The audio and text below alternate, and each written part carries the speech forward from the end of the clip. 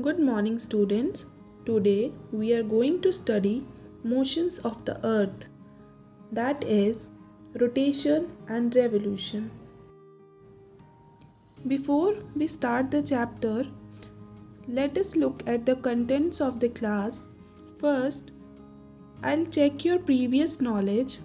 Then we will move to motions of the earth, that is, rotation and revolution. Then we will look forward to difference between rotation and revolution, the concept of day and night, and at last we will look towards equinox day. So students, as I told you, there are two motions of the earth, that is rotation and revolution. Let's understand the concept in detail. Rotation. Rotation is the movement of earth on its own axis. As you can see, the earth is inclined at an angle of 66.5 degree in an orbital plane. Revolution. Revolution is the movement of earth around the sun in a fixed orbital path.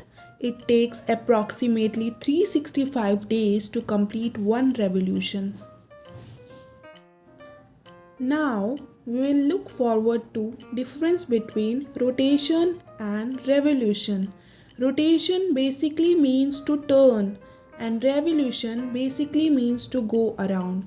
It takes 24 hours or 1 day to complete one rotation, whereas it takes approximately 365 days or 1 year to complete one revolution. Rotation is responsible for the occurrence of day and night, whereas revolution is responsible for the occurrence of various seasons. These seasons are spring, summer, fall, and winter. So, students, have you ever wondered why there is night at one part of the earth and why there is day on the other part of the earth at the same time? It is due to rotation of earth only. The part of the earth which faces the sun receives sunlight and the day is occurred in that part, whereas the backside of the earth which is not facing the sun receives zero sunlight and night occurs in that part. So now you will understand why there is night in America when there is day in India. So student, there is a time in a year when the length of the day and night is same. This time is called an equinox day. In this day, day and night are similar, as it is visible in this picture that half of the earth is receiving sunlight, whereas half of the earth is dark and night is there in that part.